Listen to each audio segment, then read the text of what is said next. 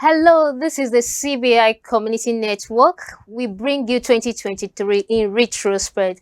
I am Juliet Omumere, and I will be taking you through this memory lane. Also with me is Gideon Agbedo, a legal practitioner with Signet Chambers. You're welcome. Thank you for having me, Juliet. So how are you It's nice to doing? be here. Oh, fine, thank you. Happy New Year. It's not too late to say Happy New Wish Year. you the best. You're looking good. Oh, thank you. All right, just like a pregnant woman, 2023 delivered to Nigeria and Nigerians a whole lot of drama, despite many prophecies released by some men of God. Being an election year, the people of Nigeria were expecting a wind of change that will favor the masses in all round, especially in the political sphere of the nation. But it turns out to be an irony, as some would say. You understand that? I get what you're saying. 2020 was quite an eventful year. Yeah. So, yeah, Okay. up and down. First in line, the 2023 actually served a hot breakfast to Nigerians. First, we have the redesigning of Naira notes, the Yes, 200, yes. 500, and 1000. Yeah, some people say that it's not just designing, just dip the Naira note inside tie and dye, and then just bring a different color. And that was it. That was the designing. I will spend billions of Naira on redesigning the Naira note. So it's quite an irony that it does not really, we've not seen the economic gain Okay. from the Naira redesign. The reason that it has caused is hardship for Nigerians. Mm-hmm. The people started selling Naira, people started taking advantage of the whole thing. For you to get 10,000 Naira, you need to pay like 500 Naira or 1,000 Naira in some places. Okay. So it was quite unfortunate that period. And it was scarce. Sure. And looking at it, there were some persons were of the opinion that is it that this has a political undertone, or this is for a personal interest by the former president Mohammed Buhari and the SCBN governor Godwin Emefiele. So everything was a whole lot of trauma for the masses. So everyone is so thrown in shambles. They don't know what to think of anymore. Well, you cannot deny the fact that there's a political undertone to the whole thing. Because part of the rumors that we're hearing was that there was news about ballot buying, Okay. that's vote buying. Okay. So that some politicians have hoarded some money so that they use the money to buy votes during the election. Mm-hmm. And then you designing it to now force you to bring out the money that you have saved over the years. Yeah. So you exchange for a new one. Okay. And in so doing, hopefully they thought they were able to catch some of these money launderers and all of that. But that was not the case. Okay. Because election did came, and then there was the vote buying. There was still of influence on the. In fact, the people that it was affected the most, that it affected the most, was the masses. Okay. Because people did not have money to pay for hospital bills. Your money is in your account, but you cannot go to the market to buy certain things. So at the end of the day, there was a fight between two elephants. And the grass. It So was a massive and fight. the funniest, some lessons that has been learned is that people now started getting used to cashless policies. Oh No, yes, and I think but that's even at that, bad. there were levels of duping of people with fake alerts and all that. Yes, yes. It was really an eventful and a very sad period because people could not pay for services and people cannot receive money. Business was going down. The economy was already hard as it was. Then the whole scarcity of Naira also caused lots of hardship to Nigerians. Actually, I heard of situation where people lost their lives because they went to hospital, they still bring money before they operate on you, and then you go out, you want to go out and draw cash, there's no cash anyway. But even at that, before the Nigerian government should have situated such a plan, they should have made provision, because if you notice at that time, there were network failure. Network failure, when you want to transact money, there's no a network, and even if you do, the money will not reflect in your account till months to come, and people lose money for their businesses and all that. You see business going down, no more money to buy food stuff for the house and every other thing. So this should serve as a deterrent to Nigeria and those of them making economic policies in such a situation. And again, during that time, when you talk about vote buying, it still did not stop the vote buying. It's not. And it still did not stop that we still have counterfeits in circulation. So why would someone pack money in one room in his house or her house, and at the time you bring it out, you see where they have grinded it rotten. Rotten and all of that. This Yeah. is so, it's such an inhuman You mentioned something about our banking system. It was actually a test for the banking system as well. Okay. Because you may transfer, the person did not get alert for like 30 minutes or even 1 hour. In fact, for this, some people not get alert. You won't attempt it, it will not go through. Okay. And it will come back again. So we were able to identify lapses in our traditional banking system.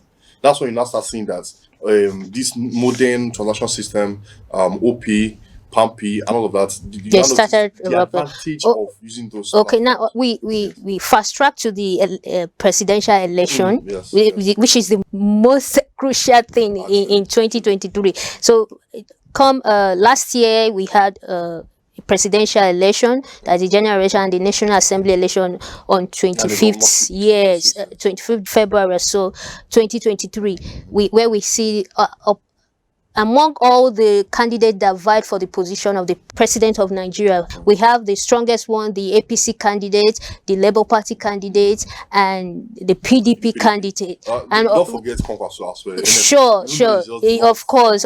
But the ones that people they have more candidates. If I'm not mistaken, people want to see them win. Widespread acceptance. Good. So, and the election thing turns out to people were eager to vote, the old, the young, the sick. They came out in masses because they believe that they want to turn around the hands of clock for a wind of change and a change in government. So the experience and all those things turns out to be fruitful for some persons. I won't say the whole Nigerians. I wouldn't call it a fruitful exercise because 2020 witnessed the year with the highest turnout of voters ever in the history of Nigeria election.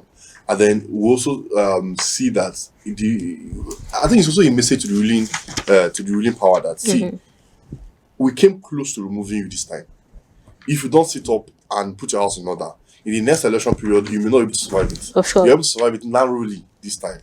In the next election period, we'll have other choice, we'll have other candidates that will step up. My only thing is that I hope Nigerians don't get discouraged about the result of this election, and just because of that, I But let's just look at the electoral process in general. We're not looking at the results that INEC declared, and let's look at the electoral process in order not to have reoccurrence when it comes to 2027, right? Yes. The next election year. Yeah. So the electoral process now, the late arrival of electoral materials, is insecurity at the polling units, and so many things that happened within that period. How can we learn from what has happened in 2023 in order to curb some of these things? Okay. Well, I think generally speaking, the 2020 election was relatively safe. Like, there was not much complaint of violence. There was security everywhere. In fact, if you saw some video, I saw some videos in Abuja, videos of soldiers parading different places. There was no violence at all recorded in Abuja. There might have been some pockets of violence in some northern states and in the southeast as well, but there was no violence. Okay, in Lagos there was intimidation. In Rivers State there was report of intimidations as well. However, relatively speaking, the election was peaceful. Where the issue now comes in is some allegation that the politicians use INEC to rig the election. That's where we have lots of allegations flying. And they are saying, is it INEC's choice or the masses' choice? Exactly. So the dynamics of 2020 election was that there was allegation that these results were influenced by INEC. It's not really about any violence or thug involvement in the election. There's a talk of this last election. The talk of this last election is that there was some manipulation by the independent National Electoral Commission. So that was the issue. Not necessarily, but and then there was during the election petition, we also have the issue of the 25% in Abuja and all of that, which Supreme Court settled that you don't need 25% in Abuja for you to win a national election. And then some other legal issues. Aside from the legal issues that came so INEC followed the constitutional procedures in order to declare the results.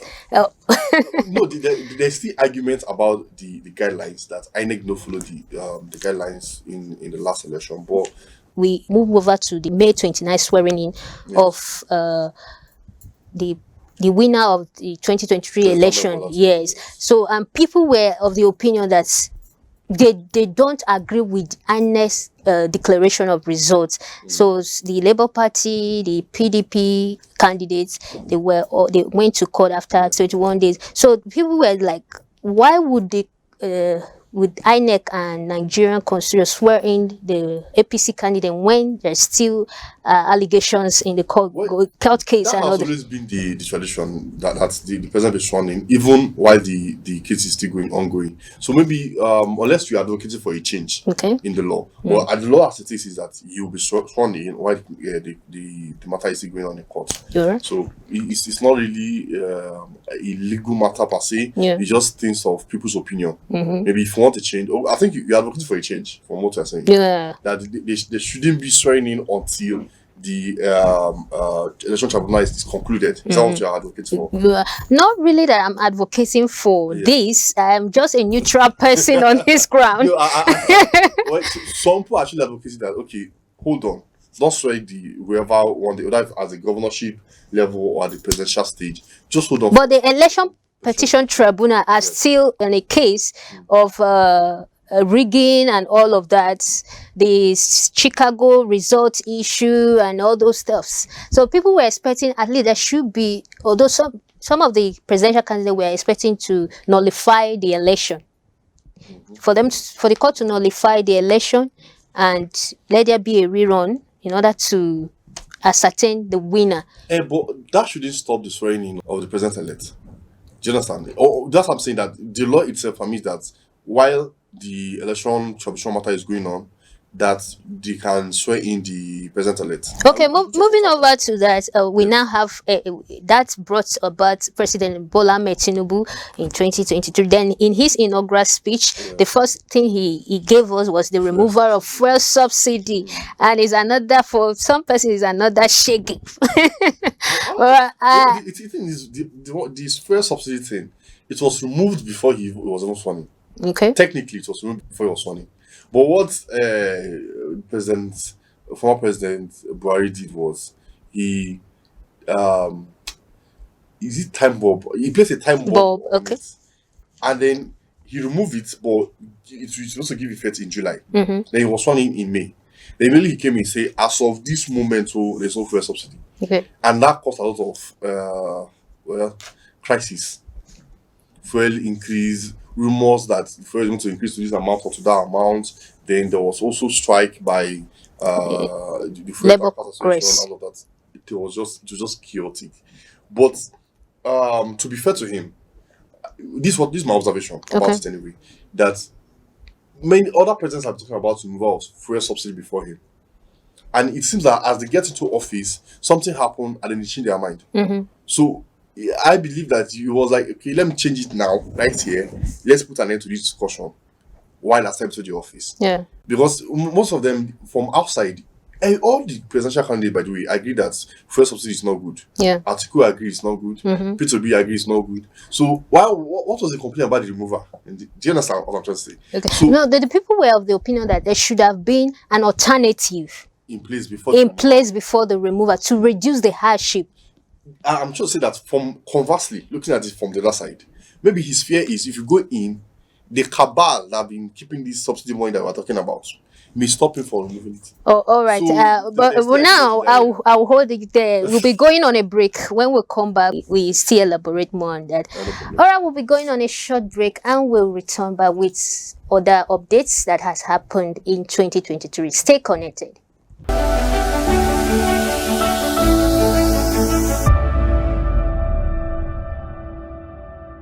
Welcome back to the show. Before the break, we were elaborating on issues that has happened in the 2023 as a country and as a nation. And I'm still here in the studio with Agbedo Gideon, a legal practitioner. Welcome back. Thank you. Thank you. So before the break, we were speaking on the president's speech, inaugural speech, Yes. and what he promises Nigerians on his swearing-in day.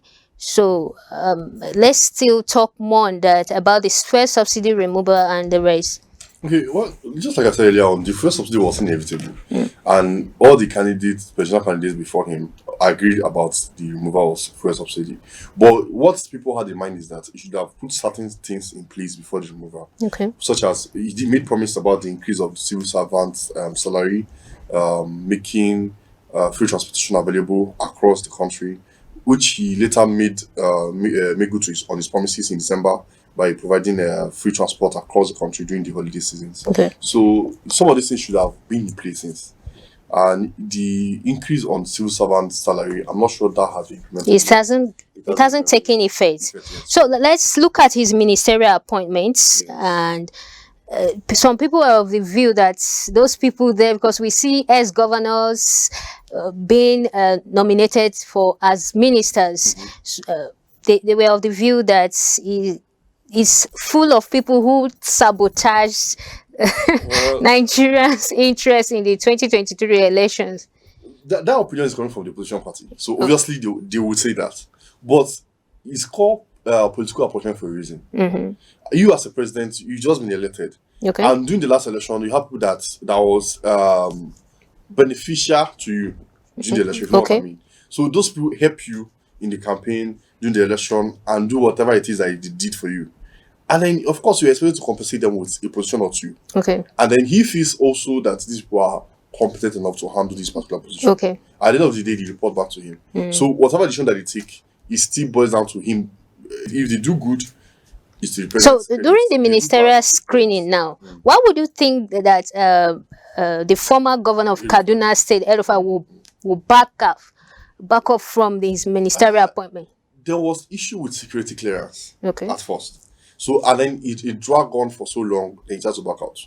And then he now brought Abbas Balarabe, which is now the Minister of Environment. So, well, the security issues, the issue is Kaduna State particularly. There was a lot of insecurity issues going on in Kaduna State. Okay. And then there was a lot of counter accusations about who is sponsoring it or who is. So, that's a bit touchy. Even talking about that security, just December 23rd, 2023, we had lots of massacre in Bokos and Bakin-Ladi.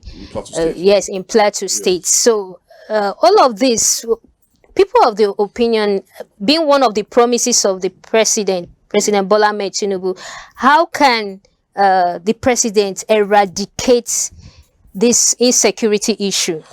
Well, the issue of insecurity is something that's peculiar to all nations across the world. However, just Nigeria's one has been quite loud compared to other countries. And these are problems that he has inherited from the past administration and the administration before that one. Yeah. So the issue, particularly in Plateau State, the issue of clashes between intercommunal clashes in Plateau State has been one that has been there since the time of Obasanjo.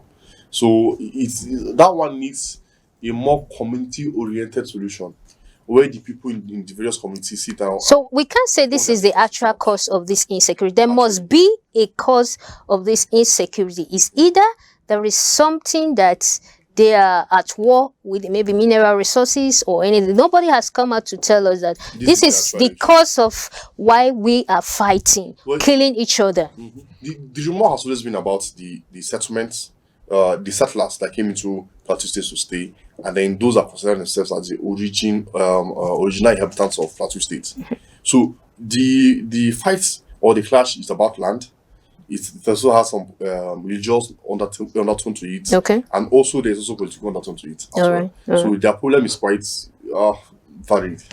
All right. About that, we can't really deny that 2020, with all these ups and downs, it's still recorded some success in the entertainment industry. Now we have this young lady, Hilda Bassi, who broke the Guinness Book of Record in her cookathon contest. And that made all Nigerians applying for that. According to the report, that 1,500 people actually applied within. After her, that record has been broken twice now. Okay. First of all by a guy in the UK. Okay. And now recently by a Ghanaian. Okay. Yes, I was following up. I think she did up to 180 hours. Wow. Also, that was ongoing. I can't remember at what hour he stopped, but it's amazing what people can do when they put their mind into it. Of course. And then aside from Hidabachi, we also have some musicians making waves. We have what's his name? Burna Boy, Yeah. we'll have Two Of Face, course. we'll have Davido making waves internationally. Sure. Of Breaking course, in 2023, he won the Grammy Awards, if I'm not mistaken. That's Davido. Davido. Yes. You didn't even Was it? Is the Grammy Award? He's not, but he was nominated for. Okay, the he Grammys. was He was nominated. for the Grammys. Yeah. Yes. Burna Boy also was nominated for the Grammys as well. Okay. Yes. Yeah. That's a good one for 20 the year 2023, and is we thank God for life in all. We thank God for life. So in all these things, we Nigerians will say we give glory to God. Nigerians are religious people, Yeah. which has been helping us. Thank God I survived. Exactly. But the new slogan for 2023 is no grief for anybody. No grief for anybody. Yeah, of course, So of course. it's going to be a very interesting year. Yeah. All right. And with this is a wrap on today's program, and we hope to have more democratic 2024. I remain Juliet Onwumere, and it's me. Happy to Thank you for having me also. Bye for now.